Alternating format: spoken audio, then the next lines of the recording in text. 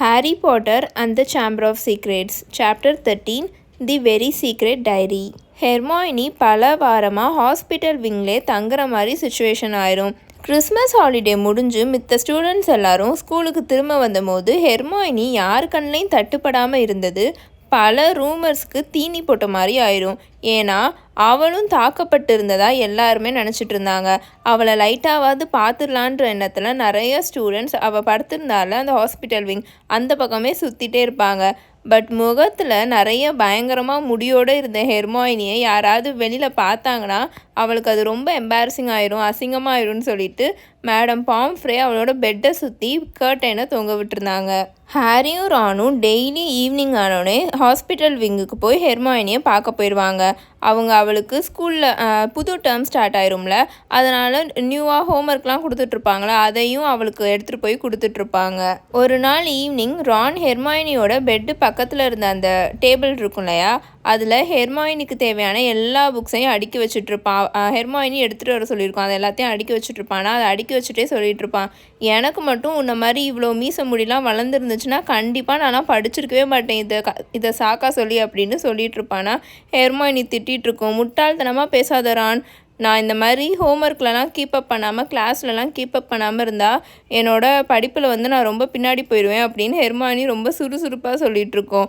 அதோட முகத்தில் வளர்ந்துருந்த முடியெலாம் இப்போ கொஞ்சம் கொஞ்சமாக மறைய ஆரம்பிச்சிடும். அதோட கண்ணும் மஞ்சள் கலரில் இருந்துச்சுல, அது இப்போ கொஞ்சம் கொஞ்சமாக மறைஞ்சு அதோட நார்மல் ப்ரௌன் கலர் கண்ணுக்கு வந்துட்டுருக்குமா. அதனால் அது ரொம்பவே சந்தோஷமாக இருக்கும். மேடம் பாம்ஃப்ரேயோட காதில் விழுந்துடக்கூடாதுன்னு ஹெர்மாயினி அதோட வாய்ஸை லோவாக வச்சுட்டு பேசும். உங்களுக்கு புதுசாக எந்த லீட்ஸும் கிடைக்கலன்னு நான் நினைக்கிறேன் அப்படின்னு கேட்கும்.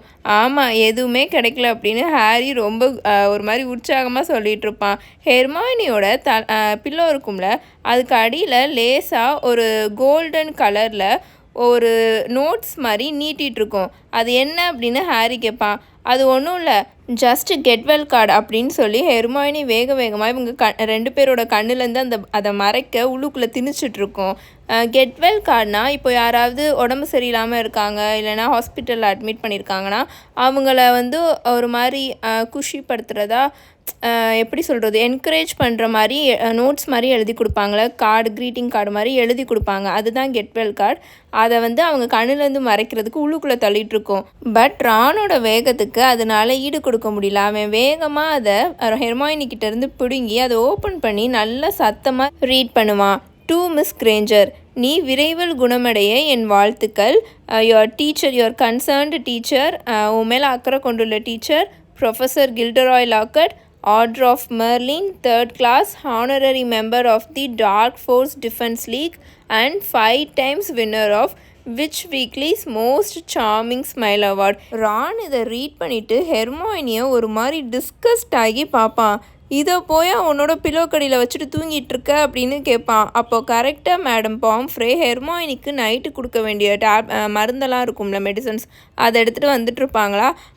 அதனால் ரானோட கொஷினுக்கு பதிலளிக்காமல் ஹெர்மாயினி எஸ்கேப் ஆயிரும். ஹாரியும் ரானும் அங்கேருந்து கிளம்பி கிரிஃபிண்டோர் டவருக்கு நடந்து போயிட்டுருப்பாங்க. அப்போ ரான் ஹாரிக்கிட்ட கேட்டுட்ருப்பான், நீ மீட் பண்ணதுலேயே லாக்கட் தானே ரொம்ப ரொம்ப கேவலமான ஃபேக்கான ஆள் அப்படின்னு கேட்டுட்ருப்பானா.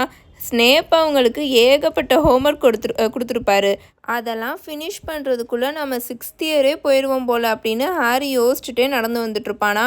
அப்போ ரான் திரும்பவும் பேசிகிட்டு இருப்பான். ஹேர் ரைசிங் போர்ஷனுக்கு, விச் மீன்ஸ் நம்ம புல்லரிக்கும் போது நம்ம முடி அப்படியே ஸ்ட்ரெயிட்டாக நிற்கும் இல்லையா, அந்த மாதிரி ஸ்ட்ரெயிட்டாக நிற்கிறதுக்கான போர்ஷனுக்கு எத்தனை எலிவாளுங்களை ஆட் பண்ணணுன்ற விஷயத்த ஹெர்மாயினிக்கிட்ட நான் கேட்கவே மறந்துட்டேன் அப்படின்னு ரான் புலம்பிக்கிட்டே நடந்து வந்துட்டுருப்பான்.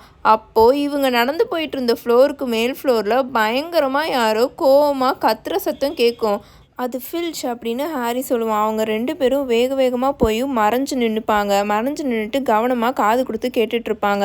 ரான் ரொம்ப நர்வஸாக வேறு யாரையாவது அட்டாக் பண்ணியிருப்பாங்களோ அப்படின்னு கேட்பான் ஹாரிக்கிட்ட. அவங்க 2 பேருமே ஆடாமல் அசையாமல் ஃபில்ச் சத்தம் வந்துட்டுருக்கும்ல, ஃபில்ச்சோட சத்தம், அந்த டைரெக்ஷனை நோக்கி அவங்க தலையை நல்லா சாய்ச்சி வச்சுட்டு அவர் கத்துறதை கேட்டுட்ருப்பாங்க. என்னோட தலையெழுத்து, எனக்கு இருக்கிற வேலை பத்தாதுன்னு இது வேறையா, நான் நைட்டு ஃபுல்லாக மாப்பு போட்டிருக்கேன், இதுக்கு மேலே என்னால் முடியாதுடா சாமி, நான் இப்போவே ஃபஸ்ட்டு டம்பிள்டோர் கிட்ட போகிறேன் அப்படின்னு அவர் பயங்கரமாக கத்திட்டு அங்கேருந்து நடந்து போவார். அவர் கத்துன சத்தம் கொஞ்சமாக அப்படியே மறைஞ்சிரும். அவர் போனக்கப்புறம் அங்கே ஏதோ ஒரு கதவு டமால்னு மூடுற சத்தமும் கேட்கும். இவங்க 2 பேருமே எட்டி பார்ப்பாங்க. ஃபில்ச் எப்போவுமே நைட் அந்த அட்டாக் நடந்த சீனை காவல் காத்துட்டு இருந்தார் இல்லையா, அதை தான் பண்ணிட்டு இருந்தாருன்னு இவங்களுக்கு தெரிஞ்சிருச்சு. இவங்க 2 பேரும் ஹாரியும் ரானும் மிஸ்ஸஸ் நாரிஸ் அட்டாக் நடந்த இடத்துக்கு போய் பார்ப்பாங்க. அங்கே போன உடனே தெரிஞ்சிடும் ஃபில்ச் எதுக்காக கத்திட்டு இருந்தாருன்னு. என்னன்னு பார்த்தா அந்த காரிடோர் ஃபுல்லாக பாதி இது தண்ணியால் மூழ்கி போய் இருக்கும். அந்த தண்ணி எங்கேருந்து வந்துட்டுருக்குன்னு பார்த்தா நம்ம மார்னிங் மெட்டல் பாத்ரூம் இருக்குல்ல, அந்த கதவு வழியாக வந்துட்ருக்கோம்.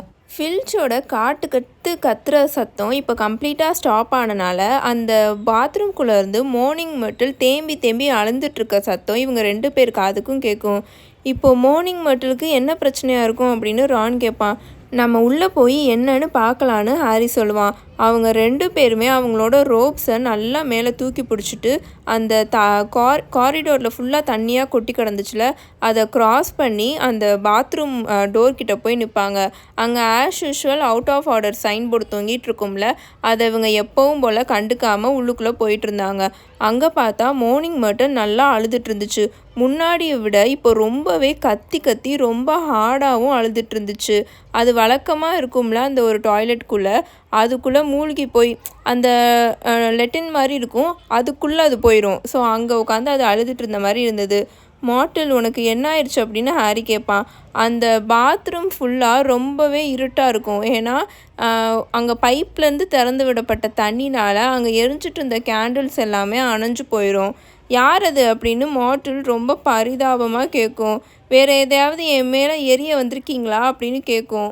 ஹாரி மெர்ட்டல் இருந்த டாய்லெட் பக்கம் போய் நான் ஏன் உன் மேலே எதையாச்சும் எரிய போகிறேன் அப்படின்னு கேட்பான். எனக்கு என்ன தெரியும் அப்படின்னு மார்னிங் மெர்ட்டல் பயங்கரமாக கத்தும். அது அந்த டாய்லெட்குள்ளேருந்து வெளியே வந்தபோது இன்னும் கொஞ்சம் தண்ணி பயங்கரமாக தரையில் கொட்டும். இங்கே நான் பாட்டுக்கு நான் உண்டு என் வேலை உண்டுன்னு வாழ்ந்துட்டு வந்துட்டுருக்கேன். ஆனால் சில பேர் காமெடின்னு நினச்சிட்டு என் மேலே ஏதோ புக்கெல்லாம் எரிஞ்சிக்கிட்டு இருக்காங்க அப்படின்னு கத்தும். யாராவது எதையாச்சும் உன் மேலே எரிஞ்சாலும் அது உன்னை தாக்காதுல அப்படின்னு ஹாரி சொல்லுவான்.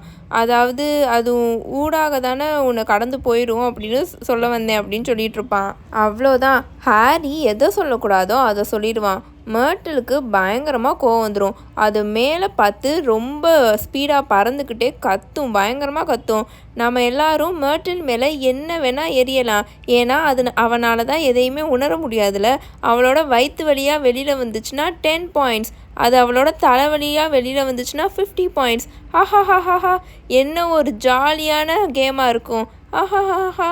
ஆனால் நான் ஒன்றும் அப்படி நினைக்கல அப்படின்னு பயங்கரமாக கத்தும். ஆமாம், உன் மேலே யார் அந்த புக்கை எரிஞ்சாங்க அப்படின்னு ஹாரி கேட்பான். மெர்ட்டல் அவங்கள உத்து பார்த்துக்கிட்டே எனக்கு தெரியாது அப்படின்னு சொல்லும். நான் எப்படி செத்து போனேன்னு அந்த சிங்க் ஓரத்தில் உட்காந்து யோசிச்சுக்கிட்டு இருந்தேன்னா அப்போது ஒரு புக்கு நேராக என்னோட உச்சந்தலை வழியாக வெளியில் போய் விழுந்துச்சு அப்படின்னு சொல்லிட்டு அதோ அங்கே இருக்கு பாரு அப்படின்னு காமிக்கும். ஃபுல்லாக நனைஞ்சிருச்சு அப்படின்னு சொல்லும். அந்த சிங்க்குக்கு கீழே மெர்ட்டல் காமிச்ச இடத்த ஹாரியும் ரானும் குனிஞ்சு பார்ப்பாங்க. பார்த்தா அங்கே ஒரு புக்கு மாதிரி ஒன்று இருக்கும். குட்டியாக ஒல்லியான புக்கு ஒன்று அங்கே கிடந்துச்சு. அது பிளாக் கலரில் கவர் போட்டு இருந்தது. அந்த பாத்ரூம் மாதிரியே அந்த புக்கும் நல்லா தொப்பெல்லாம் நனைஞ்சு போய் இருந்துச்சு. ஹாரி அதை போய் எடுக்கிறதுக்காக கீழே குனிவான். ரான் அப்போ ஹாரியை டக்குன்னு ஸ்டாப் பண்ணிடுவான். ஏன் என்னை ஸ்டாப் பண்ணுற அப்படின்னு ஹாரி கேட்பான். உனக்கு என்ன பைத்தியம் பிடிச்சிருக்கா அப்படின்னு ரான் கேட்பான். அது கண்டிப்பாக டேஞ்சரஸாக இருக்கும், ரொம்ப அதில் ஏதாவது தப்பாக இருக்கும் அப்படின்னு சொல்லுவான்.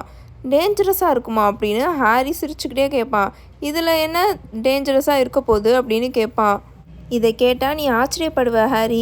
மினிஸ்ட்ரி ஆஃப் மேஜிக் கைப்பற்றியிருக்க சில புக்ஸை பற்றி என் அப்பா என்கிட்ட சொல்லியிருக்காரு. சில புக்ஸெல்லாம் ஒருத்தவங்களோட கண்ணையே குருடாக்கிருமா. சோனட்ஸ் ஆஃப் த சார்சரர்னு ஒரு புக்கு இருக்குது. அந்த புக்கெல்லாம் ரீட் பண்ணவங்க எல்லாருமே அடுத்து அவங்க வாழ்க்கையில் ஃபுல்லாக நார்மலாக பேசுகிறதே ஏதோ போம் மாதிரி தான், கவிதை மாதிரி தான் பேசிகிட்டு இருந்திருக்காங்க. பாத்தை சேர்ந்த ஒரு சூனியக்காரி, பாத்துன்றது பிரிட்டனில் இருக்கிற ஒரு இடம். ஸோ அந்த ஊரை சேர்ந்த ஒரு சூனியக்காரி ஒரு புக் வச்சுருந்துருக்காங்க. அந்த புக்கை படிக்க ஸ்டார்ட் பண்ணிட்டோன்னா நம்மளால் வாழ்க்கை ஃபுல்லாகவே எப்போவுமே அதை ரீட் பண்ணாமல் இருக்கவே முடியாது. நீ சும்மா சாதாரணமாக எங்கேயாவது நடந்து போனால் கூட அந்த புக்கை நேராக வச்சுட்டு அதை ரீட் பண்ணிகிட்டே போகிற மாதிரி தான் இருக்கும். நம்ம எந்த வேலை பார்க்கணுன்னாலும் ஒத்த கையை வச்சுட்டு தான் பார்க்குற மாதிரி இருக்கும். ஏன்னா நம்ம அந்த புக்கை ரீட் பண்ணிகிட்டே இருக்கிற மாதிரி ஆயிரும். அப்புறம் அப்படின்னு ரான் சொல்லிட்டு இருப்பானா, சரி சரி போதும், நீ என்ன சொல்ல வரேன்னு எனக்கு நல்லாவே புரியுது அப்படின்னு ஹாரி சொல்லுவான். நல்லா தொப்பெல்லாம் நனைஞ்சு போயிருந்த அந்த குட்டி புக்கு தரையில் இருந்துச்சா, அது என்ன புக்குன்னு இவங்கனால கெஸ்ஸே பண்ண முடியல. நாம் அதை எடுத்து பார்க்கலனா அது என்னன்னே நமக்கு தெரியாதுல்ல அப்படின்னு ஹாரி சொல்லிட்டு ரான்கிட்டேருந்து ஓரமாக நடந்து வந்துட்டு அந்த டைரியை எடுப்பான். அந்த டைரி நல்லா நனைஞ்சு போயிருக்கும். அதோட கவரில் ஃபேடாகி அந்த டைரியோட இயர் போட்டிருக்கும். அந்த இயரை பார்த்த உடனே தெரிஞ்சிடும் இந்த டைரி 50 இயர்ஸ் ஓல்டானதுன்னு. ஹாரி அதை ஈகராக ஓப்பன் பண்ணுவான். அந்த டைரியோட ஃபர்ஸ்ட் பேஜில் டிஎம் ரிடில் அப்படின்னு எழுதியிருக்கும். அந்த இங்க் லைட்டாக ஸ்மஜ் ஆகி போய் இருக்கும். ஒரு நிமிஷம் இரு அப்படின்னு ரான் ஹாரி கிட்ட சொல்லி அந்த டைரியை எட்டி பார்ப்பான். எனக்கு இந்த பேர் ஆல்ரெடி தெரியும் அப்படின்னு சொல்லுவான். டிஎம் ரிடில் 50 வருஷத்துக்கு முன்னாடி நம்ம ஸ்கூலுக்கு ஸ்பெஷல் சர்வீசஸ் பண்ணனால அவனுக்கு அவார்ட் கொடுத்தாங்க அப்படின்னு சொல்லுவான். இதை பற்றி உனக்கு எப்படி தெரியும் அப்படின்னு ஹாரி ரொம்ப ஆச்சரியத்தோட வாயை பொழப்பான். நம்ம டிடென்ஷன் வாங்கினது ஞாபகம் இருக்கா?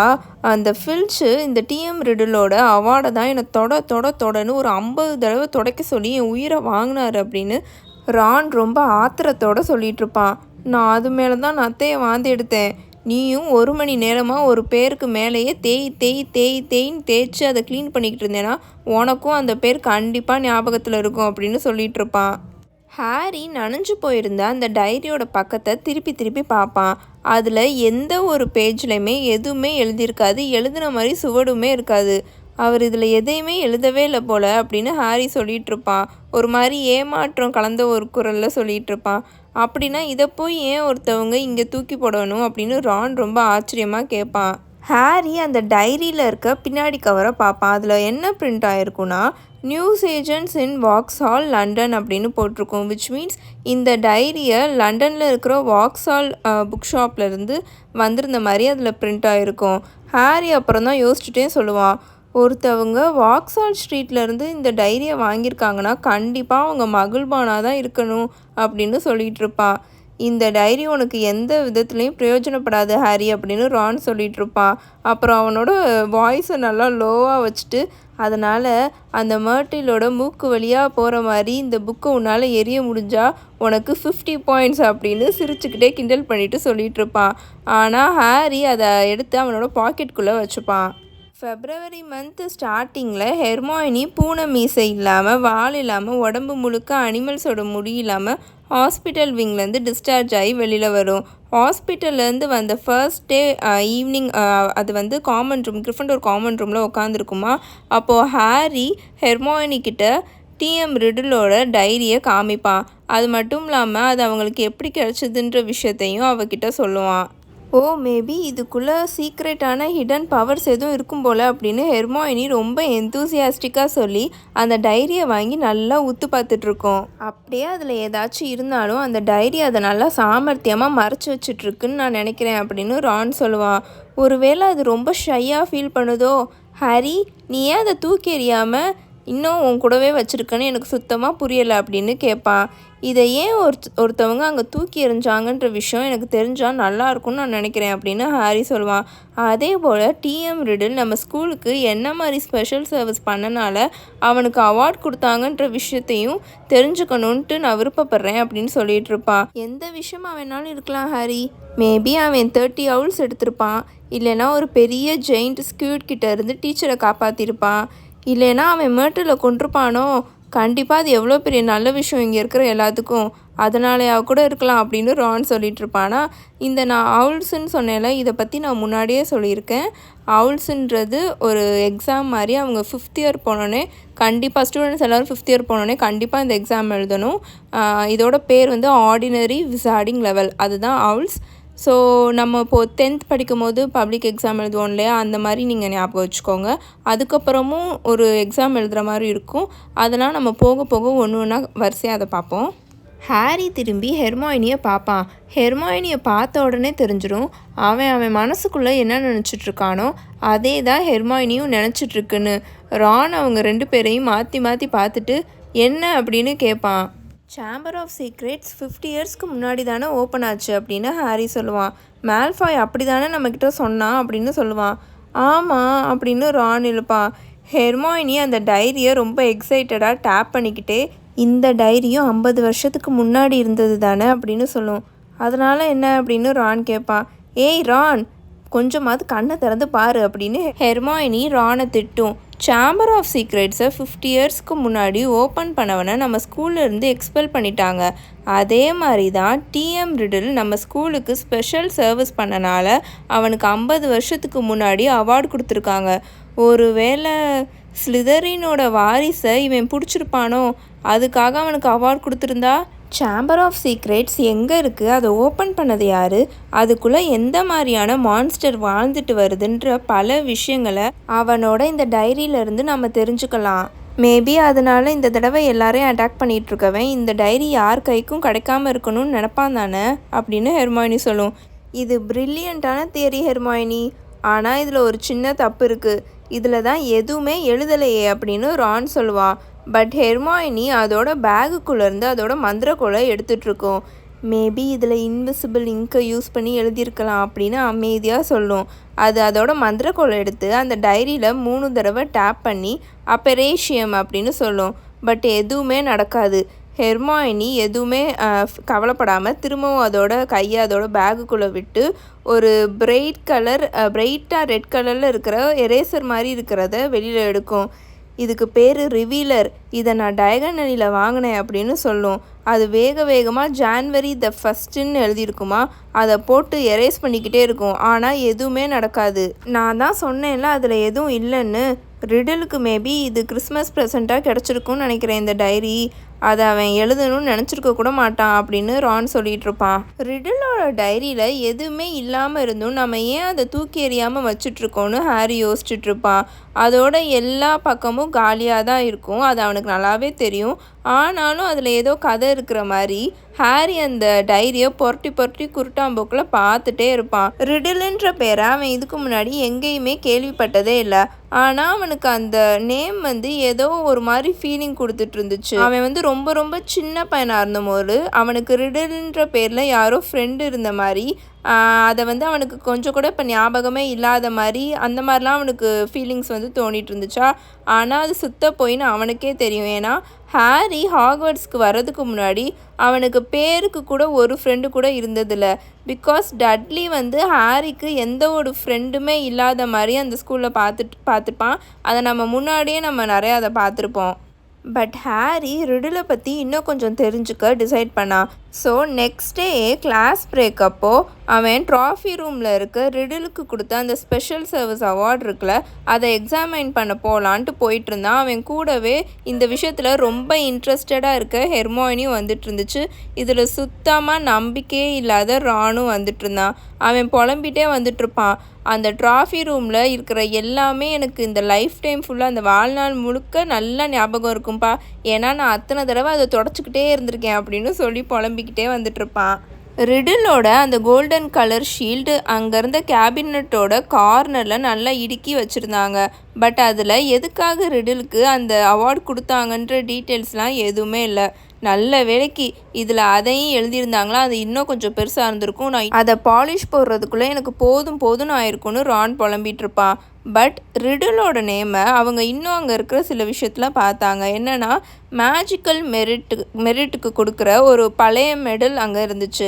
அதுலேயும் ரிடிலோட நேம் இருந்துச்சு. அப்புறம் ஓல்டு ஹெட் பாய்ஸ் இருப்பாங்களே, பழைய ஹெட் பாய்ஸ், அவங்களோட லிஸ்ட்லேயும் ரிடிலோட நேம் இருந்துச்சு. இந்த ஹெட் பாய்ஸ்ன்னு நான் சொன்னேன் இல்லையா, நான் ப்ரீஃபெக்ட்ஸ்ன்னு சொல்லியிருக்கேன். பெர்சிலாம் நம்ம ப்ரீஃபெக்டாக தானே இருப்பான். ஸோ ப்ரீஃபெக்ட்ஸ்னால் ஒவ்வொரு ஹவுஸுக்குமே ப்ரீஃபெக்ட்ஸ் இருப்பாங்க. பட் ஹெட் பாய்னால் ஹோல் ஸ்கூலுக்கே ஒரு ஹெட் பாயும் ஒரு ஹெட் கேர்ள் தான் இருப்பாங்க. ஸோ நம்ம ரிடில் ஹெட் பாயாக இருந்திருக்காரு. அது மட்டும் இல்லாமல் அவன் நல்லா படித்து சூப்பராக எக்ஸாம்லாம் மெரிட்டில் பாஸ் பண்ணியிருக்கிறனால அவனுக்கு மெடலும் கொடுத்துருக்காங்க. அந்த லிஸ்ட்லேயுமே அவனோட பேர் இருந்திருக்கு. இவன் என்ன பெர்சி மாதிரியே இருக்கான் அப்படின்னு ரான் ஒரு மாதிரி டிஸ்கஸ்ட் ஆனவன் மாதிரி சொல்லிகிட்டு இருப்பான். Prefect, head bye, I think எல்லா கிளாஸ்லேயும் இவன் தான் டாப்பாக இருந்திருப்பான்னு நினைக்கிறேன் அப்படின்னு ரான் சொல்லிகிட்டு இருப்பான். ஏதோ அது தப்பான விஷயம் மாதிரி சொல்லிகிட்டு இருக்கா அப்படின்னு ஹெர்மாயினி ஒரு மாதிரி ஹர்ட்டான வாய்ஸில் சொல்லிகிட்ருக்கோம். ஹாக்வர்ட்ஸ் கேஸ்டில்குள்ளே சூரியனோட வெளிச்சம் இப்போ நல்லாவே வர ஆரம்பிச்சிருச்சு. கேஸ்டில்குள்ளே இருந்தவங்களோட மூடுமே ஒரு மாதிரி நல்லா ஹோப்ஃபுல்லாக ஆக ஆரம்பிச்சிருச்சு. ஏன்னா அவங்களுக்கு நம்பிக்கை பிறந்த மாதிரி ஆயிடுச்சு. ஜஸ்டினுக்கும் நிக்குக்கும் அதுக்கப்புறம் வேறு யார் மேலேயுமே அட்டாக் நடக்கலையா, அதனால கொஞ்சம் எல்லாருமே நிம்மதியாக இருந்தாங்க. மேண்ட்ரேக் செடிங்களும் இப்போ கொஞ்சம் மூடியாக அப்புறம் சீக்ரெட்டிவாக பிஹேவ் பண்ண ஆரம்பிச்சிருச்சுங்க. விச் மீன்ஸ் அதுங்களோட குழந்தை பருவத்தை விட்டுட்டு இப்போ நல்லா வேகமாக வளர்ந்துட்டுருக்குங்கன்னு அர்த்தம்னு மேடம் பாம்ஃப்ரே ரொம்ப ஹாப்பியாக ரிப்போர்ட் பண்ணிட்டு இருந்தாங்க. மேண்ட்ரேக்ஸுங்களோட முகத்தில் இருக்க பருவெலாம் மறைஞ்சிச்சுன்னா அதுங்களை ரீபோர்ட்டிங் பண்ணுறதுக்கு ரெடியாக இருக்குன்னு அர்த்தம் அப்படின்னு மேடம் பாம்ஃப்ரே ஃபில்ச் கிட்ட ஒரு நாள் மதியம் சொல்லிட்டு இருக்கதை ஹாரி கேட்பான். அதுக்கப்புறம் அவ்வளோதான், நம்ம அதை கட் பண்ணி காய்ச்ச ஆரம்பிச்சிடலாம், உங்ககிட்டையும் மிஸ்ஸஸ் நாரிஸ் திரும்ப வந்துடும் அப்படின்னு சொல்லிட்டு இருந்தாங்க. ஒருவேளை ஸ்லிதரினோட வாரிசு தைரியத்தெல்லாம் இழந்துருச்சு போலன்னு ஹாரி நினச்சிட்டு இருந்தான். ஏன்னா இப்போ ஸ்கூலில் எல்லாமே ரொம்ப கண்காணிப்போடவும் எச்சரிக்கையோடையும் இருந்ததுனால சேம்பர் ஆஃப் சீக்ரெட்ஸை ஓப்பன் பண்ணால் அது திரும்ப ஏதாச்சும் பிரச்சனையாக தான் ஆகுன்ட்டு ஓப்பன் பண்ணாமல் இருக்கான் போல். அதுக்குள்ளே அடைக்கப்பட்டிருந்த ஒரு மிகப்பெரிய மான்ஸ்டர் திரும்ப ஒரு 50 வருஷத்துக்கு தூங்குறதுக்காக அதை தன்னை ரெடி பண்ணிக்கிட்டு இருக்கு போல் அப்படின்னு ஹாரி நினச்சிட்டு இருந்தான். ஆனால் ஹஃபில் பஃபை சேர்ந்த எர்னி இருக்கான்ல, அவனால் சுத்தமாக நிம்மதியாக இருக்கவே முடியல, ஹாப்பியாகவும் இருக்க முடியல. ஏன்னா அவன் ஹாரி தான் உண்மையாகவே குற்றவாளி, அவன் தான் இதெல்லாம் பண்ணிகிட்ருக்கான்னு கன்வின்ஸ் ஆகி இருந்தான். பீவ்ஸை பற்றி சொல்லவே தேவையில்ல, அது இன்னும் கொஞ்சம் ஹாரியை ரொம்பவே இரிட்டேட் பண்ணிகிட்டு இருந்துச்சு. ஹாரி எப்போலாம் ஒரு க்ரௌடான காரிடாரில் நடந்து போயிட்டுருக்கானோ அப்போல்லாம் பீவ்ஸ் ஹாரி முன்னாடி டக்குன்னு பாப்பப் ஆகி டக்குன்னு ஜம்ப் பண்ணி ஓ பாட்டர் யூ ராட்டர்னு பாட்டு பாடி டான்ஸ் ஆடிட்டுருக்கதே அதோட ரொட்டீனாக வச்சுட்டு இருந்துச்சு. நம்ம கில்டராய் லாக்கட் இருக்கார் இல்லையா, அவர் தான் இந்த அட்டாக்ஸ் எல்லாம் ஸ்டாப் பண்ண மாதிரி அவர் மனசுக்குள்ளே நம்பிட்டு இருந்தார். ஒரு நாள் டிரான்ஸ்ஃபிகரேஷன் கிளாஸுக்கு போகும்போது கிரிஃபண்டோர் ஸ்டூடெண்ட்ஸ்லாம் லைனாக அந்த கிளாஸ்க்குள்ளே போயிட்டு இருந்தாங்களா. அப்போது நம்ம கில்டராய் லாக்கட் ப்ரொஃபஸர் மெகானகல் கிட்டக்க இதுக்கு மேலே நீ எதை பற்றியும் பயப்படாத மினர்வா, இங்கே எந்த பிரச்சனையும் நடக்காது அப்படின்னு ப்ரொஃபஸர் மெகானகலை பார்த்து கண்ணடிச்சிட்டு இருந்ததை ஹாரி பார்த்தான். அவர் எல்லாம் தெரிஞ்சதை மாதிரி பேசிகிட்டு இருந்தார். சேம்பர் ஆஃப் சீக்ரெட்ஸ் இந்த தடவை ஒரேடியாக மூடப்பட்டுருச்சுன்னு நான் நினைக்கிறேன். ஏன்னா நான் அவனை சீக்கிரமாகவே பிடிச்சிருவேன்னு அவனுக்கு தெரிஞ்சிருக்கு, அதை ஓப்பன் பண்ணவேனுக்கு தெரிஞ்சிருக்கு. நான் அவன் மேலே பாஞ்சு அவனை தோசம் செய்கிறதுக்கு முன்னாடி இதோடு நிறுத்திக்கிறது புத்திசாலித்தனம்னு அவன் முடிவு பண்ணியிருக்கான். இப்போது நம்ம பண்ண வேண்டியதெல்லாம் இந்த ஸ்கூலில் இருக்கிறவங்களுக்கு ஒரு மொரால் பூஸ்டர் கொடுக்கறது மட்டும்தான். லாஸ்ட் டேர்மில் நடந்த ரொம்ப கசப்பான நினைவுகளை மறக்க வைக்கணும். இப்போ நான் இதுக்கு மேலே எதையும் சொல்ல மாட்டேன், ஆனால் நான் என்ன செய்ய போகிறேன்னு எனக்கு தெரியும் அப்படின்னு சொல்லி திரும்பவும் ப்ரொஃபஸர் மெகானகலை பார்த்து கண்ணடிச்சிட்டு சிரிச்சுட்டே அங்கேருந்து நடைய கட்டுவார். லாக்கட் கொடுக்க போகிற மொரால் பூஸ்டர் ஐடியா என்னன்னு February 14 அன்னைக்கு மார்னிங் கிரேட் ஹாலுக்கு பிரேக்ஃபாஸ்ட் சாப்பிட போகும்போது தான் ஹாரிக்கே தெரிஞ்சுது. முன்னாடி நாள் நடந்த கியூடிச் ப்ராக்டிஸ் ரொம்ப நேரம் நடந்துகிட்ருக்குமா. நைட்டு ரொம்ப நேரம் ஆயிரும் ஹாரி போய் தூங்குறதுக்கே. அவ்வளோ நேரம் அவங்க கியூடிச் ட்ரைனிங் எடுத்திருப்பாங்களா. ஸோ அவன் மார்னிங் ரொம்பவே லேட்டாக தான் எந்திரிப்பான். எல்லாருமே கிரேட் ஹாலுக்கு போயிடுவாங்க சாப்பிட, பிரேக்ஃபாஸ்ட் சாப்பிட. இவன் ரொம்ப லேட்டாக தான் போவான். அங்கே போனால் அவன் ஏதோ தப்பான ஒரு ஹால்குள்ளே தெரியாமல் தப்பான ஒரு ஹால்குள்ளே வந்த மாதிரி இருக்கும். பிகாஸ் அந்த கிரேட் ஹாலை சுற்றி இருக்கிற எல்லா வால்லையும் பெருசாக பிங்க் கலரில் ஃப்ளார்னால் டெக்கரேட் பண்ணி வச்சுருப்பாங்க, பூக்கள்னால். இது பத்தாதுன்னு மேலே பேல் ப்ளூ கலரில் இருந்த சீலிங்லேருந்து பிங்க் கலர் ஹார்ட் ஷேப்பில் இருக்க கன்ஃபெட்டியாக கீழே கொட்டிகிட்டு இருந்துச்சு. கன்ஃபெட்டினா பேப்பர் கட்டிங் சொல்லுவாங்க இல்லையா, ஸோ அது பிங்க் கலரில் ஹார்ட் ஷேப்பில் இருக்கிறது மேலே அந்த சீலிங்லேருந்து எல்லார் மேலேயும் கொட்டிகிட்டு இருந்துச்சு. அவன் வேகமாக கிரிஃபண்டோர் டேபிளில் போய் ரான் கூட உட்காருவான். அவன் பார்க்குறதுக்கு செம்ம எரிச்சலில் இருந்த மாதிரி தெரிஞ்சுது. ஆனால் அதே நேரம் ஹெர்மாயினி மூடு பயங்கர ஹாப்பியாக சிரிச்சுக்கிட்டே உட்காந்துட்டு இருந்துச்சு. இங்கே என்ன நடக்குது அப்படின்னு ஹாரி ரான் கிட்ட கேட்பான். அவன் கேட்டுகிட்டே அவனோட பேக்கன் மேலே ஃபுல்லாக கன்ஃபெட்டியாக கொட்டி கிடக்குமா, அதை தட்டி விட்டுட்ருப்பான். ரானுக்கு பேசவே முடியாது, அவன் அவ்வளோ காண்டில் உட்காந்துட்ருப்பான், ரொம்ப டிஸ்கஸ்ட் ஆகி உட்காந்துட்ருப்பானா. அதனால் அவன் டைரெக்டாக டீச்சர்ஸ் டேபிளில் கையை நீட்டி காமிப்பான். அங்கே பார்த்தா லாக்கட் இருக்கார்ல, அவர் அந்த கிரேட் ஹாலில் இருக்க டெக்கரேஷனுக்கு மேட்ச் பண்ணுற மாதிரியே அவரும் பிங்க் கலரில் ரோப்ஸ் போட்டு உட்காந்துட்டு இருந்தார். எல்லாரையும் அமைதியாக இருக்க சொல்லி ஸ்டைலிஷாக கையடிச்சிட்டு சிரிச்சுட்டு வேற இருந்தார். பட் அங்கே இருந்த மித்த டீச்சர்ஸோட முகம்லாம் பார்க்கணுன்னா எப்படி சொல்கிறது, ரொம்ப எரிச்சலாக உட்காந்துருந்தாங்க. ப்ரொஃபஸர் மெகானகலோட முகத்தில் சதையெல்லாம் துடிச்சிட்டு இருக்க மாதிரி ஹாரிக்கு இங்கே கீழேருந்து உட்காந்துருந்து பார்க்கும்போது தெரிஞ்சுது.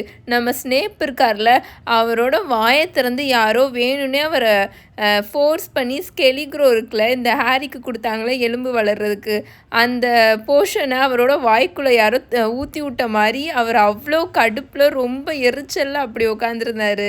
ஹாப்பி வேலண்டைன்ஸ் டே அப்படின்னு லாக்கட் எந்திரிச்சு நின்று சத்தமாக சொல்லிட்டு இருப்பாரு. எனக்கு வேலண்டைன்ஸ் டே கார்டு அனுப்பிச்ச அந்த 46 பேருக்கும் நான் இங்கே நன்றி சொல்லிக்கிறேன்.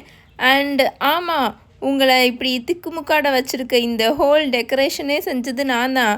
ஆனால் இன்னும் ஒரு லிட்டில் சர்ப்ரைஸ் உங்களுக்கு காத்திருக்கு அப்படின்னு சொல்லிட்டு இருப்பாரு. லாக்கட் அவரோட கையை ரெண்டையும் கிளாப் பண்ணுவாரா. பார்த்தா என்ட்ரன்ஸ் ஹால் டோர் இருக்கு இல்லையா, அதை ஓப்பன் பண்ணிவிட்டு அங்கே 1 டஜன் டாவ்ஸ் இருப்பாங்கள்ல, குள்ள மனிதர்கள், அவங்களாம் நடந்து வந்துட்டுருப்பாங்க. அவங்க சாதாரணமாக நடந்து வரல, அவங்களோட முதுகில் கோல்டன் கலரில் இறகு இருக்கும்ல, அது வேற மாட்டியிருந்தாங்க. அவங்க கையில் ஹார்ப் இசைக்கருவி இருக்குல்ல, அதையும் வச்சுருந்தாங்க.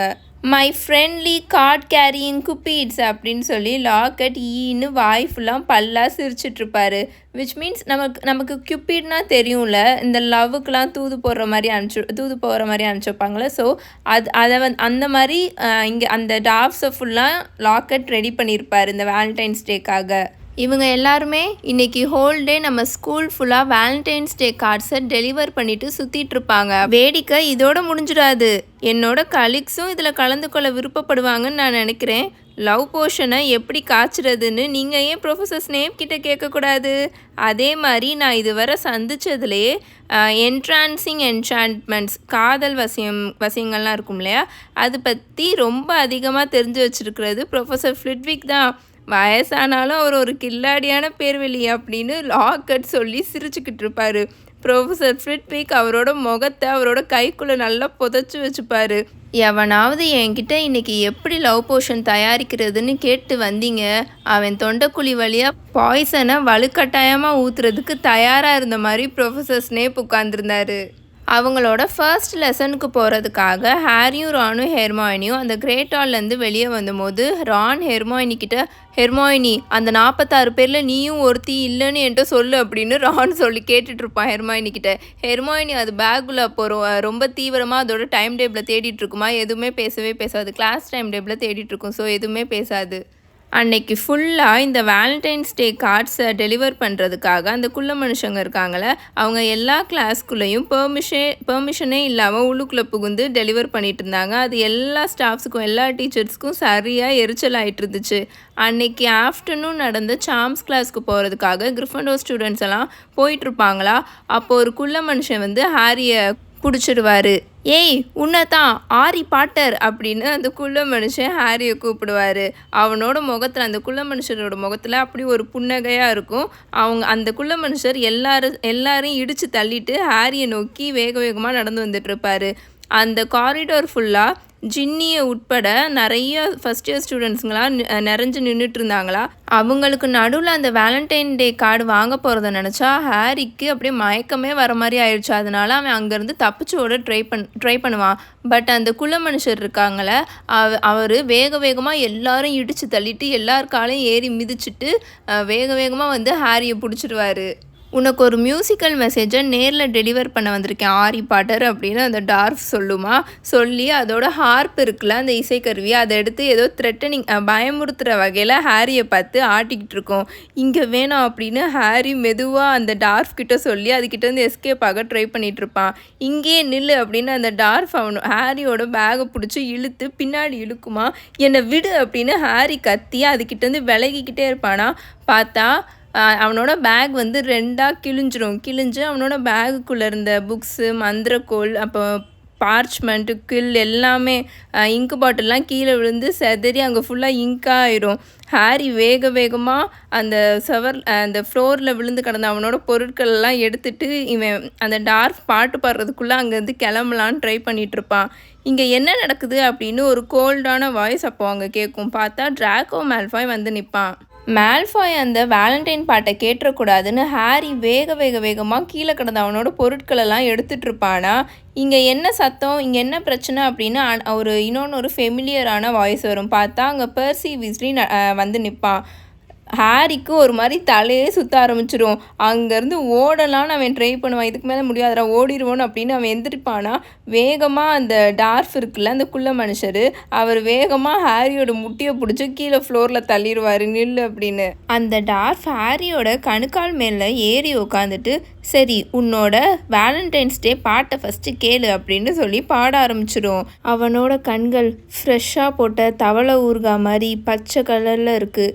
அவனோட தலைமுடி பிளாக் போர்டு மாதிரி நல்லா டார்க்காக இருக்குது. பார்க்குறதுக்கே டிவைனாக இருக்கிறவன், ஐ மீன் தெய்வீகமாக இருக்கிறவன் என்னுடையவனாக இருந்தால் எவ்வளோ நல்லாயிருக்கும். தீய சக்திகளின் தலைவனை வெற்றி கொண்ட கதாநாயகனி அப்படின்னு அந்த டார்ஃப் பாடி முடிச்சுட்ருக்குமா. ஹாரிக்கு அந்த இடத்துல இருந்து மாயமாக மறைய முடியும்னா கிரிங்காட்ஸில் இருந்து அவனோட ஹோல் கோல்டு எல்லா தங்கத்தையும் கொடுக்க ரெடியாக இருந்தான். அங்கே இருந்தவங்க எல்லாருமே சிரிச்சிட்டு இருந்தாங்களா, அவனும் ஃபேக்காக அப்படியே சிரிச்சுட்டே எந்திரிக்க ட்ரை பண்ணிகிட்ருப்பானா. டார்ஃப் உட்காந்துச்சுல அவனோட காலில் அந்த இடமே நல்லா மரத்து போயிருக்கும். அவனுக்கு ரொம்பவே ஒரு மாதிரி எம்பாரசிங்காக இருந்துச்சு. பெர்சி அந்த கூட்டத்தில் இருந்த எல்லாருமே கலைக்க அவனோட முடிஞ்சதை செஞ்சுட்டு இருந்தான். கூட்டத்தில் இருக்க எல்லாருமே ஒரு மாதிரி லைட்டாக சிரிச்சுட்டு அங்கேருந்து கிளம்பி போயிட்டு இருந்தாங்க. பெல் அடித்து 5 மினிட்ஸ் ஆயிடுச்சு, எல்லோரும் உங்கள் கிளாஸ்க்கு கிளம்புங்க அப்படின்னு பெர்சி அங்கே இருந்த யங் ஸ்டூடெண்ட்ஸ்லாம் இருப்பாங்களா அவங்கள பார்த்து கத்திட்டு இருப்பான். அண்ட் நீ மேல்ஃபாய் அப்படின்னு மேல்ஃபாயை பார்த்து கத்துவானா. ஹாரி திரும்பி மேல்ஃபாயை பார்ப்பான். பார்த்தா மேல்ஃபாய் கீழே இருந்து எதையோ எடுத்து கிராப் கிட்டையும் கோயல் கிட்டையும் காமிச்சு சிரிச்சிட்ருப்பான். அப்போதான் ஹாரி ரியலைஸே பண்ணுவான், மேல்ஃபாய் ரிடிலோட டைரி எடுத்திருக்கான்னு. அதை என்கிட்ட கொடு அப்படின்னு ஹாரி அமைதியாக தான் கேட்பான். இதில் பாட்டர் என்ன எழுதியிருக்கான்னு தெரிஞ்சிருக்க ஆசையாக இருக்குது அப்படின்னு மேல்ஃபாய் சொல்லிகிட்டு இருந்தான். அவன் அந்த டைரி கவரில் இருந்த வருஷத்தை பார்க்கலன்னு நல்லாவே தெரிஞ்சுது. பிகாஸ் அவன் ஹாரியோட டைரின்னு நினச்சிட்டு இருந்தான். அந்த டைரி ஜின்னி ஹாரியையும் அந்த டைரியையும் மாற்றி மாற்றி நடுங்கி போய் பார்த்துட்டு இருந்துச்சு. அதை திரும்ப ஹாரி கிட்ட கொடு மேல்ஃபாய் அப்படின்னு பெர்சி கத்துவான். மேல்ஃபாய் அந்த டைரியை ஹாரி முன்னாடி ஹாரியை வெறுப்பேற்றுற வகையில் ஆட்டிக்கிட்டே இதை படித்து முடித்தோடனே கொடுத்துட்றேன் அப்படின்னு சொல்லி சிரிச்சிட்ருப்பான். பெர்சி அப்போ ஸ்டார்ட் பண்ணுவான். ஆஸ் அ ஸ்கூல் ப்ரீஃபெக்டா அப்படின்னு பேசிகிட்டு இருப்பானா. பட் ஹாரி பொறுமையை இழந்துருவான். அவனோட மந்திரக்கோள் எடுத்து மேல்ஃபாயை பார்த்து எக்ஸ்பெலியார்மஸ்ன்னு கத்துவான். ஸ்னேப் லாக்கெட்டுக்கு செஞ்சது மாதிரியே மேல்ஃபாயோட கையில் இருந்த டைரியும் பறந்து காற்றுல பறக்குமா. ரான் அதை போய் சிரிச்சுட்டே பிடிச்சிடுவான். ஹாரி அப்படின்னு பெர்சி ஹாரியை பார்த்து கத்துவான். காரிடாரில் மந்திர வித்தெல்லாம் செய்யக்கூடாது, தெரியாத அவனுக்கு, நான் இதை பற்றி ரிப்போர்ட் பண்ணிடுவேன் பார்த்துக்கோ அப்படின்னு கத்துவான். பட் ஹாரி அதை நினச்சி கவலையே படலை. மேல்ஃபாயை அவன் இப்போ நல்லா வச்சு செஞ்சுட்டான். ஸோ அதுவே கிரிஃபண்டோர்லேருந்து 5 பாயிண்ட்ஸ் போனாலும் பரவாயில்ல, அது ஒர்த்து தான்ற மாதிரி அவனுக்கு இருந்துச்சு. மேல்ஃபாய் பார்க்குறதுக்கு சரியாக கோவத்தில் இருந்த மாதிரி இருந்தான். அங்கே நின்றுட்டு இருந்த ஜின்னி அதோட கிளாஸ் ரூம்குள்ளே போகிறதுக்காக நடந்து அந்த பக்கம் போக போச்சா. அப்போது மேல்ஃபாய் ஜின்னியை பார்த்து, நீ பாட்டருக்கு கொடுத்த வேலண்டைன் கிஃப்ட் அவனுக்கு பிடிக்கல போல அப்படின்னு சொல்லி நக்கலாக சிரிப்பான். ஜின்னி அதோட முகத்தை கையால் மூடிக்கிட்டே வேகமாக கிளாஸ்க்குள்ளே ஓடி போயிடும். ரான் பயங்கரமாக கோவப்பட்டு அவனோட மந்திரக்கோளை எடுத்து மேல்ஃபாய் முன்னாடி நீட்டுவான். பட் ஹாரி டக்குன்னு ரானை பிடிச்சி இழுத்துட்டு வந்துடுவான். நல்ல வேலைக்கு தேங்க் காட் அன்னைக்கு சாம்ஸ் கிளாஸ் ஃபுல்லாக ரான் நத்தவாந்தி எடுக்காமல் உட்காந்துருந்தான். அன்னைக்கு அந்த ப்ரொஃபஸர் ஃப்ரிட்விக்கோட கிளாஸுக்கு போனபோது தான் ஹாரி ஒரு விஷயத்தையும் நோட்டீஸ் பண்ணான். என்னன்னா, அந்த ரிடிலோட டைரி கொஞ்சம் ரொம்பவே வித்தியாசமாக இருக்குன்ற விஷயத்த. பிகாஸ் அவனோட இங்கு பாட்டில் கீழே விழுந்துச்சுல, அப்போது அவனோட எல்லா புக்ஸுமே அந்த ரெட் கலர் இங்க்குனால ட்ரென்ச் ஆகி போயிருந்ததா. பட் அந்த டைரி மட்டும் முன்னாடி மாதிரியே க்ளீனாக எந்த இங்க்குமே இல்லாத மாதிரி இருந்துச்சு. இதை அவன் ரான் கிட்ட காமிக்கிறதுக்கு ட்ரை பண்ணிட்டு இருப்பானா. பட் ரான் அங்கே வேற ஒரு பிரச்சனையில் உட்காந்துட்டு இருப்பான். என்னன்னா, அவனோட மந்திரக்கோள் திரும்ப இல்லாத எல்லா ட்ரபிளையும் எல்லா பிரச்சனையும் கொடுத்துட்டு இருந்துச்சு.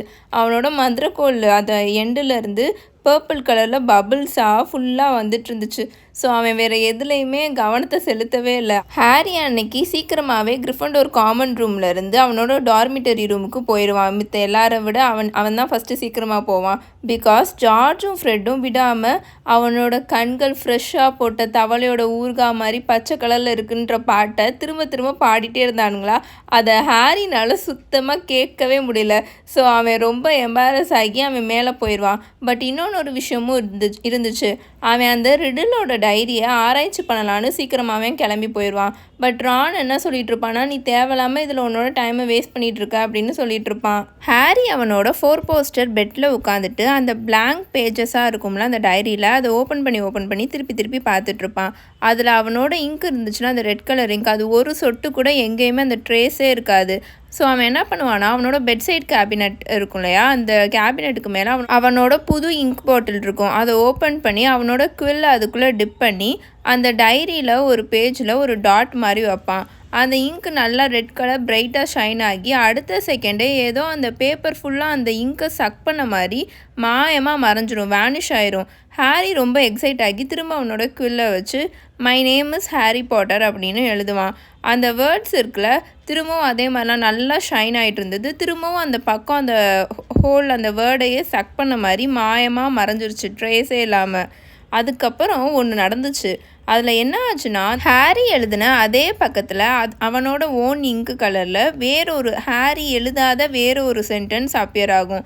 அதில் என்ன அப்பியர் ஆச்சுன்னா, ஹலோ ஹாரி பாட்டர், என் பேர் டாம் ரிடில், உனக்கு என்னோட டைரி எப்படி கிடச்சிச்சு அப்படின்னு ஒரு சென்டென்ஸ் அப்பியர் ஆகும்.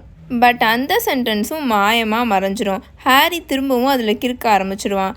யாரோ இந்த டைரியை டாய்லெட்டில் ஃப்ளஷ் பண்ண ட்ரை பண்ணியிருக்காங்க அப்படின்னு அவன் எழுதுவான். அவன் திரும்ப எழுதிட்டு ரிடிலோட ரிப்ளைக்காக ஈகராக வெயிட் பண்ணுவான். அதிர்ஷ்டவசமாக என்னோட நினைவலைகளில் சாதாரண மையை விட அதிக காலம் நீடித்து நிலச்சிருக்கக்கூடிய ஒரு வழியில் நான் பதிவு செஞ்சு வச்சுருக்கேன். ஆனால் இந்த டைரியை யாரும் படிச்சிடக்கூடாதுன்னு ஒரு சில பேர் விரும்புவாங்கன்னு எனக்கு முன்னாடியே தெரியும் அப்படின்னு திரும்பவும் அந்த டைரியிலேருந்து ஒரு சென்டென்ஸ் அப்பியர் ஆகும். நீ என்ன சொல்கிறன்னு ஹாரி திரும்பவும் வேகமாக கிறுக்குவான்.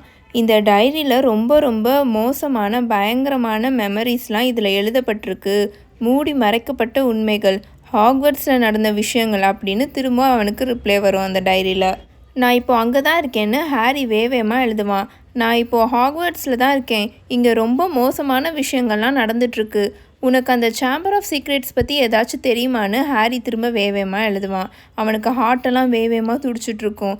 ரிடிலோட ரிப்ளை சீக்கிரமாகவே வந்துடும். அதில் ரிடிலோட ஹேண்ட் ரைட்டிங் இப்போ ரொம்ப வேகமாக கிறுக்குன மாதிரி இருந்தது. பிகாஸ் அவனுக்கு தெரிஞ்ச எல்லா விஷயத்தையும் வேகமாக அவசரமாக ஹாரி கிட்ட சொல்லணுன்றதுக்காக வேகமாக எழுதின மாதிரி இருந்தது. அஃப்கோர்ஸ் எனக்கு அதை பற்றி தெரியும். நான் ஹாக்வர்ட்ஸில் இருந்தபோது அதெல்லாம் ஒரு கட்டுக்கதைன்னு சொன்னாங்க, அப்படி ஒரு விஷயமே இல்லைன்னு சொன்னாங்க.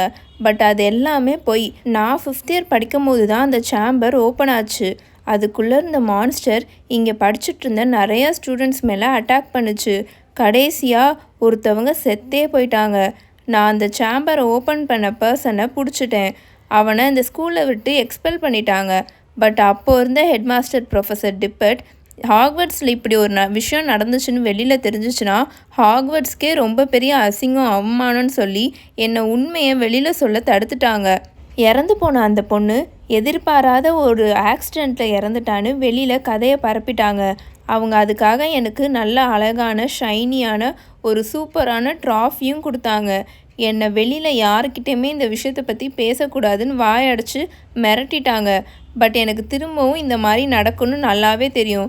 ஏன்னா அந்த மான்ஸ்டர் இன்னும் வாழ்ந்துட்டு வந்துட்டு தான் இருக்குது. அதை ரிலீஸ் பண்ணக்கூடிய பவரில் இருக்கிறவன் இன்னும் சிறையில் அடைக்கப்படவே இல்லை. ஹாரி திரும்பவும் வேகமாக எழுதணும்னு அவனோட இங்கு பாட்டிலே கிட்டத்தட்ட கொட்டுறதுக்கு போயிடுவான். திரும்பவும் அந்த விஷயம் இங்கே நடக்குது. இது வரைக்கும் 3 பேரை அட்டாக் பண்ணியிருக்காங்க. ஆனால் அதுக்கு பின்னாடி யார் இருக்கானே தெரில. லாஸ்ட் டைம் அதை யார் பண்ணதுன்னு ஹாரி அதில் வேகமாக எழுதுவான். என்னால் உனக்கு காமிக்க முடியும், உனக்கு விருப்பம் இருந்தா அப்படின்னு ரிடில் கிட்டேருந்து ரிப்ளை வரும். நீ வெறும்னு என்னோட வார்த்தையை மட்டும் நம்ப வேணாம். நான் அவனை அன்றைக்கி நைட்டு கையும் களவுமாக பிடிச்ச நினைவுகளுக்கு உள்ள உன்னை என்னால் கூட்டிகிட்டு போக முடியும் அப்படின்னு அதுலேருந்து ரிப்ளை வரும். ஹாரி கொஞ்சம் தயங்குவான். அவனோட குவில் இப்போ எதுவுமே எழுதாமல் அப்படியே இருக்கும். எப்படி நம்மளால் இன்னொருத்தவங்களோட நினைவுகளுக்குள்ளே போக முடியும் அப்படின்னு ஹாரி யோசிச்சுட்ருப்பான். திரும்பி அவனோட டார்மிட்டரி ரூம் டோர் இருக்கும் இல்லையா, அதை பார்த்துட்ருப்பான். அங்கே ஃபுல்லாக இருட்டாக இருக்கும். அவன் திரும்பி அந்த டைரியை கீழே குனிஞ்சு பார்ப்பான். அதுக்குள்ளே புதுசாக வேர்ட்ஸ் ஃபார்ம் ஆகி வரும். அதில் என்ன எழுதியிருக்குன்னா, லெட் மீ ஷோ யூ அப்படின்னு வரும். ஹாரி ஒரு ஃப்ராக்ஷன் ஆஃப் செகண்ட்ஸ் தயங்குவான். அதுக்கப்புறம் அதில் ஓகேன்னு மட்டும் எழுதுவான். அப்போது டக்குன்னு அந்த டைரியோட பேஜஸ் எல்லாம் வேகமாக காற்றுல பறக்கும்ல, அந்த மாதிரி பறந்து ஜூன் மாதம் இருக்குல்ல, ஜூன் மந்த் அதோட பாதியில் நிற்கும்.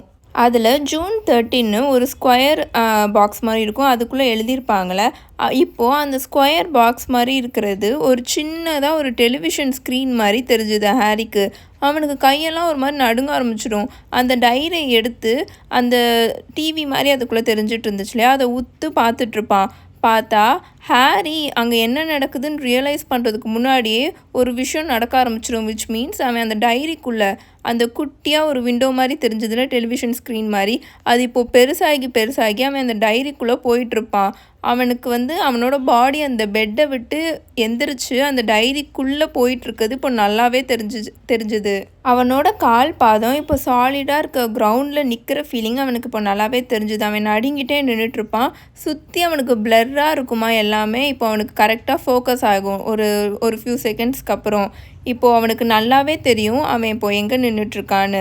அந்த சர்க்குலர் ரூம் இருக்கு இல்லையா, அதில் நிறையா தூங்கிட்டுருக்க போர்ட்ரேட்ஸாக இருக்கும், ஃபோட்டோஸாக இருக்கும்.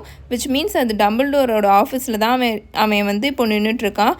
பட் அந்த சர்க்குலர் ரூமில் இருக்க அந்த சேரில் டம்பிள்டோர் உட்காரல. அதுக்கு பதிலாக ரொம்ப பார்க்குறதுக்கு வயசாக ஒரு மாதிரி சுருங்கி போய் தலையில் பாதி சொட்டை விழுந்து நிறையா ஒயிட்டாக கொஞ்சம் ஒயிட்டாராக இருக்கிற மாதிரி வேறு ஒரு விசார்ட் அங்கே உட்காந்துருந்தார். அவர் அந்த கேண்டில் லைட்டில் ஏதோ ஒரு லெட்டரை ரீட் பண்ணிகிட்ருப்பாரு. ஹாரி இதுக்கு முன்னாடி அவரை பார்த்ததே இல்லை. ஹாரி கொஞ்சம் நர்வஸ் ஆகிட்டே, மன்னிச்சிடுங்க நான் உங்களை தொந்தரவு செய்யணுன்ற எண்ணத்தோடு அப்படின்னு தடுமாறிட்டே பேசுவானா. ஆனால் அந்த மந்திரவாதி நிமிர்ந்து பார்க்கவே இல்லை. அவர் தொடர்ந்து படிச்சுட்டே இருந்தார். ஹாரி அவரோட டெஸ்க்கு பக்கத்தில் போய் நின்றுட்டு, நான் இங்கேருந்து போயிடுறேன், நான் போகலாமா அப்படின்னு கேட்பான். அப்போவும் அந்த மந்திரவாதி அவனை கொஞ்சம் கூட கண்டுக்கவே இல்லை. அவன் சொன்னது அவரோட காதுக்கு கேட்ட மாதிரி கூட இல்லை. ஒருவேளை இந்த மந்திரவாதிக்கு காது கேட்காம இருக்குமோ அப்படின்னு நினச்சிட்டு ஹாரி அவனோட வாய்ஸை இன்க்ரீஸ் பண்ணி பேசுவான். உங்களை தொந்தரவு செஞ்சதுக்கு மன்னிச்சிடுங்க, இப்போ நான் போகலாமா அப்படின்னு அவன் கத்துவான். அந்த மந்திரவாதி ஒரு பெருமூச்சு விட்டுட்டு அந்த கடிதத்தை அந்த ஒரு நோட்ஸ் மாதிரி படிச்சுட்டு இருந்தா இல்லையா ஒரு பேப்பரில், அதை மடித்து வச்சுட்டு எந்திரிச்சு நின்று ஹாரியை கொஞ்சம் கூட பார்க்காம அவனை க்ராஸ் பண்ணி போய் அவரோட ஜன்னல் இருக்கும் இல்லையா, அதை ஜன்னலில் இருந்த ஸ்க்ரீனை விளக்கி விடுவார். ஜன்னலுக்கு வெளியே இருந்த வானம் ரொம்ப பிரகாசமான சிவப்பு நிறத்தில் இருந்துச்சு. அந்த விசார்ட் திரும்பவும் அவரோட சேரில் உட்காருவார். அவரோட ஃபிங்கர்ஸை ஒரு மாதிரி மடக்கி பிசைஞ்சுக்கிட்டே டோரவே உத்து பார்த்துட்ருப்பாரு. ஹாரி சுற்றி முற்றி பார்ப்பான். அங்கே அந்த ஃபாக்ஸ் ஃபீனிக்ஸ் பறவை இருக்குல்ல, அந்த மாதிரி எந்த ஒரு பறவையுமே அங்கே இல்லை. விறுன்ட்டு ஏதோ சத்தம் போட்டுக்கிட்டே டம்பிள்டோர் ஆஃபீஸில் நிறைய இன்ஸ்ட்ருமெண்ட்ஸாக இருந்துச்சுல, அதுவும் அங்கே இல்லை. விச் மீன்ஸ் இது டிஎம் ரிடில் வாழ்ந்த காலத்தில் இருந்த ஹாக்வர்ட்ஸ். அதனால தான் ஹாரிக்கு அது யார், அங்கே இருந்த மந்திரவாதி யாருன்னே தெரில. ஏன்னா அவர் டிஎம் ரிடில் வாழ்ந்த காலத்தில் இருந்த ஹெட் மாஸ்டராக இருந்திருக்கணும் அப்படின்னு அவன் நினச்சிட்டு இருந்தான். இப்போது கிட்டத்தட்ட அவன் ஒரு மாயாவி போல், ஒரு மாதிரி எப்படி சொல்கிறது, யார் கண்ணுக்குமே தெரியாத மாதிரி இருந்தான். 50 வருஷங்களுக்கு முன்னாடி இருக்க இந்த மனுஷங்க கண்களுக்கு அவன் தெரியவே இல்லை சுத்தமாக. அப்போது அவரோட ஆஃபீஸ் டோரை யாரோ தட்டுற சத்தம் கேட்கும். உள்ளவா அப்படின்னு அந்த வயசான ஓல்டு விசார்ட் ரொம்ப பலவீனமான குரலில் சொல்லுவார்.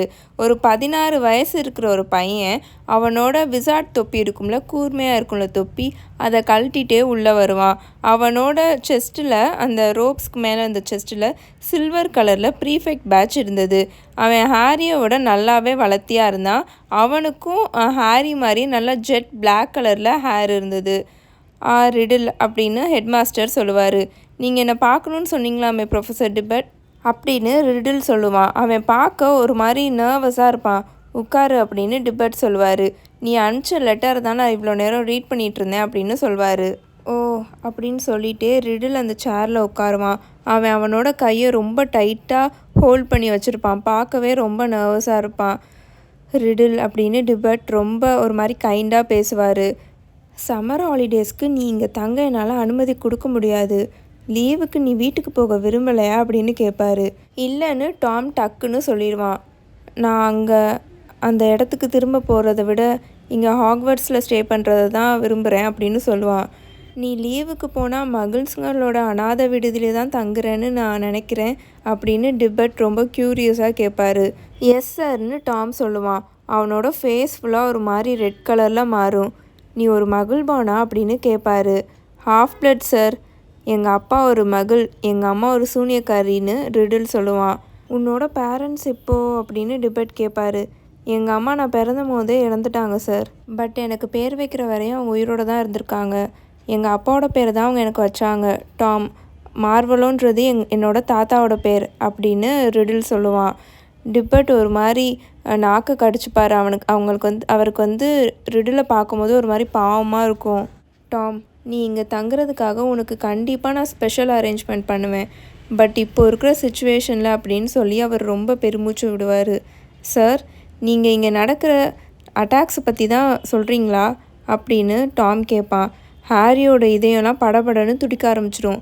பிகாஸ் இதுதான் ரொம்ப ரொம்ப முக்கியமான விஷயம். அவங்க பேசிகிட்டு இருந்த எதாச்சும் அவனுக்கு கேட்காம போயிடுமோன்னு பயந்துட்டு அவன் பக்கத்தில் போய் நிற்பான். ஆமாம், அதை தான் நான் சொல்கிறேன்னு ஹெட்மாஸ்டர் சொல்வார். சம்மர் ஹாலிடே அப்போது உன்னை நான் இங்கே ஸ்கூலில் தங்குறதுக்கு அலோவ் பண்ணால் அது எந்த மாதிரியான ஒரு முட்டாள்தனமான காரியமாக இருக்குன்றதை நீ புரிஞ்சுக்கணும் டாம். எஸ்பெஷலி நம்ம ஸ்கூலில் இப்போ நடந்த ரொம்ப ரொம்ப மோசமான விஷயங்கள்லாம் கணக்கில் எடுத்துக்கணும். அந்த இறந்து போன அந்த மாணவி பற்றி தான் நான் சொல்கிறேன். நீ இங்கே இருக்கிறத விட உன்னோட அனாதை விடுதியில் இருக்கிறதான் ரொம்ப பாதுகாப்பாக இருக்கும். இப்போ கூட மினிஸ்ட்ரி ஆஃப் மேஜிக் நம்ம ஸ்கூலை இழுத்து மூடுறதை பற்றி பேசிகிட்டு இருக்காங்க. அதையும் நான் உங்ககிட்ட சொல்லிடுறேன். இந்த மாதிரி தகாத செயல்களெல்லாம் செஞ்சிட்ருக்கிறது யாருன்னு ஒரு துப்பு கூட கிடைக்கலன்னு ப்ரொஃபஸர் டிபர்ட் சொல்வார். டாமோட கண்ணெல்லாம் பெருசாகும். சார், நம்ம அந்த மாதிரி பண்ணிகிட்ருக்கிறதுலாம் யாருன்னு தெரிஞ்சிருச்சுன்னா, இல்லைன்னா இந்த மாதிரி அட்டாக்ஸ்லாம் ஸ்டாப் ஆயிடுச்சுன்னா அப்படின்னு டாம் கேட்பான். ப்ரொஃபஸர் டிபர்ட் வேகமாக அவரோட சேரில் நிமிர்ந்து உட்காந்துட்டு, நீ என்ன சொல்கிற டாம்? உனக்கு இந்த அட்டாக்ஸ் பற்றி ஏதாச்சும் தெரியுமா அப்படின்னு கேட்பாரு. இல்லை சார் அப்படின்னு டாம் டக்குன்னு அவசரமாக சொல்லிடுவான். ஆனால் ஹாரி டம்பிள்டோர் கிட்ட எப்படி ஒரு நோ சொன்னானோ அதே மாதிரி தான் இவனும் சொல்கிற மாதிரி ஹாரிக்கு தோணுச்சு. விச் மீன்ஸ் டாமும் அதே மாதிரி தான் நோ சொல்கிற மாதிரி ஹாரிக்கும் தோணுச்சு. ப்ரொஃபஸர் டிபர்ட் லைட்டாக ஏமாற்றமாகி அவரோட சேரில் திரும்பவும் சாஞ்சு உட்காருவார். சரி டாம், நீ இப்போ போகலாம் அப்படின்னு சொல்லுவார். டாம் வேகமாக அவனோட சேர்லேருந்து எந்திரிச்சு வேகமாக வெளியில் போவான். ஹாரியும் அவனை ஃபாலோ பண்ணிவிட்டு பின்னாடி போனான். அவங்க 2 பேரும் அந்த ஸ்பைரல் ஸ்டேர்கேஸ் வழியாக கீழே இறங்கி ரொம்ப கோரமாக காட்சி அளிச்சிட்டு இருந்த அந்த கார்கைல் சிலைக்கிட்ட வந்து நிற்பாங்க. டாம் எங்கேயுமே அப்படியே அசையாமல் அங்கேயே நின்றுட்டு இருந்தான். அதனால் ஹாரியும் அவன் கூடவே அப்படியே நின்றுட்டு இருந்தான். டாம் ஏதோ யோசிச்சுட்டு இருந்த மாதிரி இருந்தது. பிகாஸ் அவன் லிப்ஸ் எல்லாம் கடிச்சிட்டு அவனோட நெத்திலாம் சுருங்கி போயிருந்துச்சு. அப்புறம் டக்குன்னு அவன் ஏதோ ஒரு டெசிஷனுக்கு வந்த மாதிரி வேகமாக அங்கேருந்து நடந்தான். ஸோ ஹாரியும் அவனை ஃபாலோ பண்ணிவிட்டு அமைதியாக பின்னாடியே போயிட்டு இருந்தான். அவங்க 2 பேரும் என்ட்ரன்ஸ் ஹாலுக்கு போகிற வரைக்கும் வேறு யாரையுமே மீட் பண்ணல. என்ட்ரன்ஸ் ஹாலில் இருந்த மார்பிள் ஸ்டேர்கேஸில் ஒரு உயரமான ஒரு மந்திரவாதி நின்றுட்டு இருந்தார். அவரோட தலைமுடிலாம் நல்லா நீளமாக ஒரு மாதிரி ப்ரௌன் கலரில் இருந்தது. அவர் டாமை கூப்பிடுவார். இவ்வளோ நேரம் ஆகியும் நீங்கள் என்ன செஞ்சிட்ருக்க டாம் அப்படின்னு கேட்பாரு. ஹாரி அந்த மந்திரவாதியை பார்த்தோன்னே ஷாக் ஆகி வாயை பொழந்துட்டு நிற்பான். ஏன்னா அது வேறு யாரும் இல்லை, 50 இயர்ஸ் எங்கே இருந்த டம்பிள்டோர் தான். சார், நான் ஹெட்மாஸ்டரை பார்க்க போயிருந்தேன் அப்படின்னு டாம் சொல்லுவான்.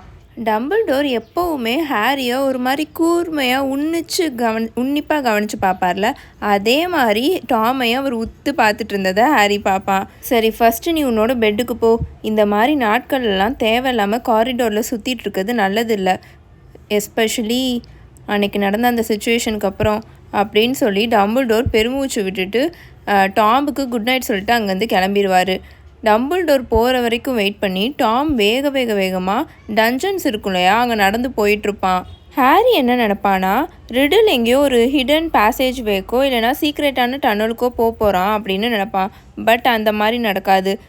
ரிடில் நேராக நம்ம போர்ஷன்ஸ் கிளாஸ் நடக்கும் இல்லையா, ஸ்னேப்போட கிளாஸ், அந்த டஞ்சன் ரூம்குள்ளே போய் கதவை திறந்து லைட்டாக ஒரு வெளியில் இருக்கிறது லைட்டாக உள்ளுக்குள்ளே தெரிகிற மாதிரி மட்டும் கதவை திறந்து வச்சுட்டு அங்கேயே நின்றுட்டுருப்பான். அந்த கிளாஸில் ஃபுல்லாக கேண்டிலும் எரியாது, லைட்டாக தான் வெளிச்சம் வந்துட்டுருக்குமா. ஸோ அங்கேயே நின்று வெயிட் பண்ணிகிட்டே இருப்பான். கூடவே ஹாரியும் ரிடிலுக்கு பின்னாடி நின்று வெயிட் பண்ணி வெளியிலவே பார்த்துட்ருப்பான். என்னடா இவன் பார்த்துட்ருக்கான் அப்படின்னு. கிட்டத்தட்ட ஒரு மணி நேரம் போயிடும். ஹாரிக்கு ஒரு மாதிரி போர் அடிக்க ஆரம்பிச்சிடும். பட் ரிடில் ஆடாமல் அசையாமல் அங்கவே இருந்து வெளியில் பார்த்துட்டே இருப்பான். ஹாரிக்கு என்னடா இது அப்படின்னு சொல்லிட்டு நம்ம திரும்ப நம்மளோட ப்ரெசண்ட் இதுக்கே போகலாம்ல அந்த மாதிரி அவன் யோசிச்சுட்ருப்பானா. அப்போது கரெக்டாக அந்த டோருக்கு வெளியில் ஏதோ நகர்ந்து போகிற சத்தம் கேட்கும். என்னன்னா அந்த டோருக்கு வெளியில் அங்கேருந்த பேசேஜில் யாரோ நடந்து போயிட்டுருப்பாங்க. ரிடில் லைட்டாக யாருக்குமே சத்தம் கேட்காம அந்த கதவை ஓப்பன் பண்ணி ஒரு ஷேடோ மாதிரி அதை ஃபாலோ பண்ணிட்டு போவான்.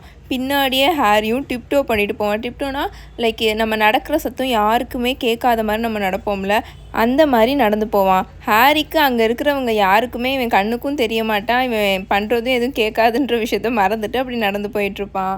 சுமார் 5 மினிட்ஸ்க்கு அவங்க 2 பேரும் அந்த ஃபுட் ஸ்டெப்பை ஃபாலோ பண்ணிவிட்டு போயிட்டே இருப்பாங்க. அப்போது ரிடில் சடனாக நிற்பான். அங்கேருந்து ஏதோ அந்த டைரெக்ஷன்லேருந்து ஏதோ சத்தம் கேட்டுட்ருக்குமா. ரிடில் நல்லா தலையை சாய்ச்சி வச்சு அதை கேட்டுட்ருப்பான். ஹாரிக்கும் கேட்கும், என்னென்னா யாரோ டோரை ஓப்பன் பண்ணுற சத்தம் கேட்கும் அண்ட் யாரோ ரொம்ப அமைதியான வாய்ஸில் பேசுகிற சத்தமும் கேட்கும். வா வா, நான் உன்னை இங்கேருந்து வெளியேற்றணும், இந்த பெட்டிக்குள்ளே வா, சீக்கிரம் வா அப்படின்னு அந்த சத்தம் வந்துட்டுருக்கோம். ஹாரிக்கு அந்த குரலை எங்கேயோ ஆல்ரெடி கேட்ட மாதிரியே இருக்கும். நம்ம டாம் இருக்கான் இல்லையா, அவன் டக்குன்னு அந்த கார்னர்லேருந்து ஜம்ப் ஆகி அங்கே போய் நிற்பான். அவனுக்கு பின்னாடி இருந்து ஹாரியும் வெளியில் வருவான்.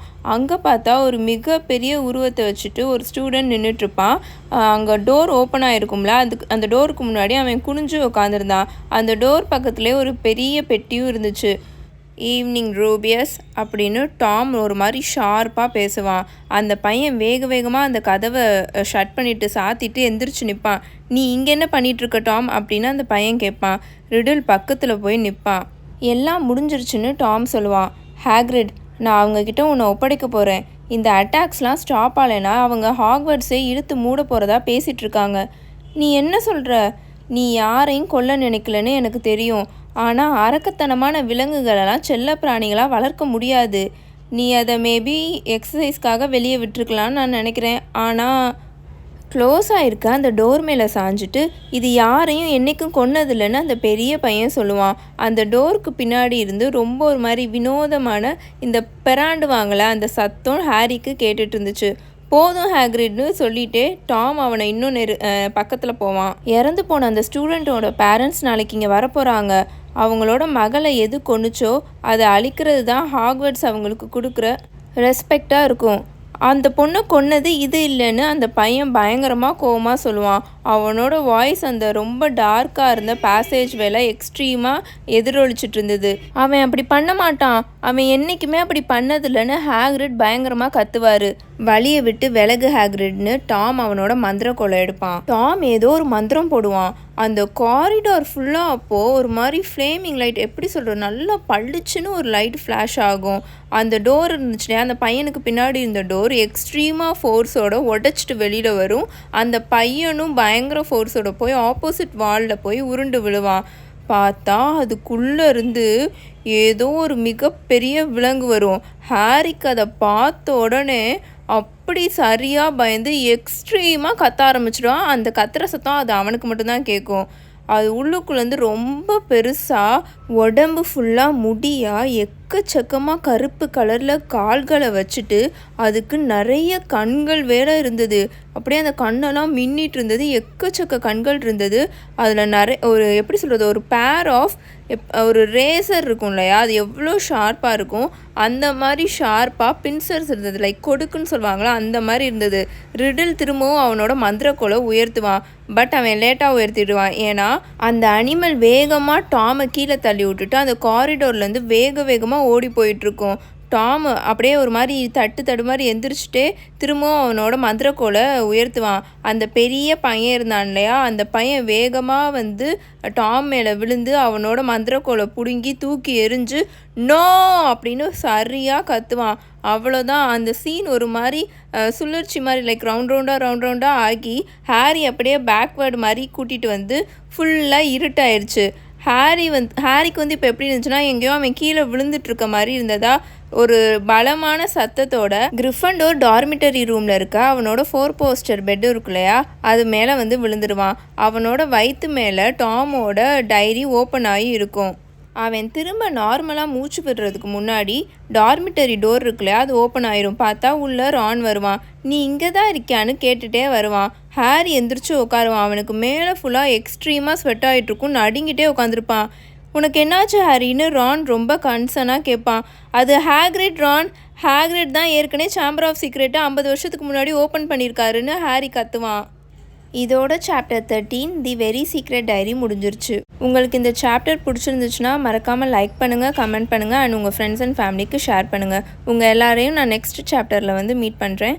Until then bye bye. Tales by mini.